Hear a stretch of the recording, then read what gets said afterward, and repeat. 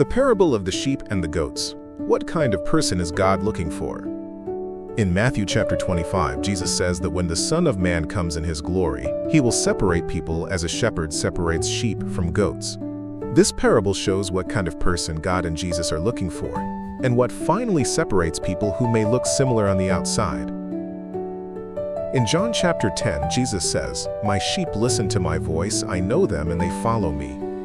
So a sheep is not simply someone who carries the name of faith. A sheep is one who hears the voice of the true shepherd, follows him, and grows to share his heart. Jesus says to the sheep, "I was hungry and you gave me something to eat. I was thirsty and you gave me something to drink. I was a stranger and you invited me in." A sheep does not ignore those who need life.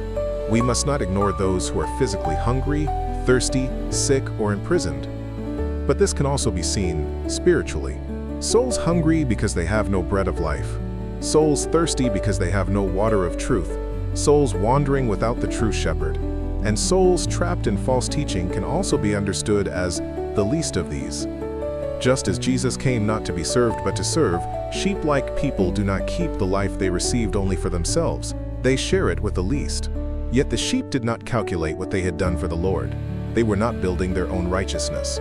They simply saw those who needed life and served them naturally.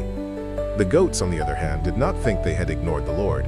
But Jesus says that whatever they did not do for one of the least, they did not do for him.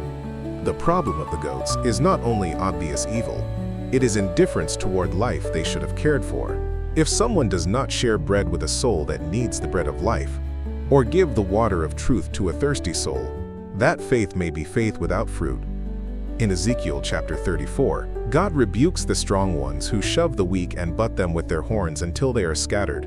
Sheep gather by following the shepherd's voice, but a goat-like nature strikes others with its own strength and stubbornness, scattering souls.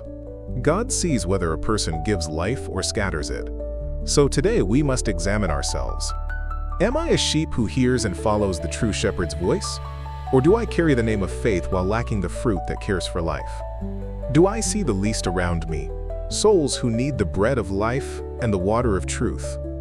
God is not looking for someone who boasts in self-righteousness, but for someone who serves the least with the heart of Jesus. So we must not be people who only speak of faith. We must become sheep-like people who share the life we have received. Let us remember that what we do for the least, we do for the Lord, and let us be recognized by God through a life that serves souls in need of life.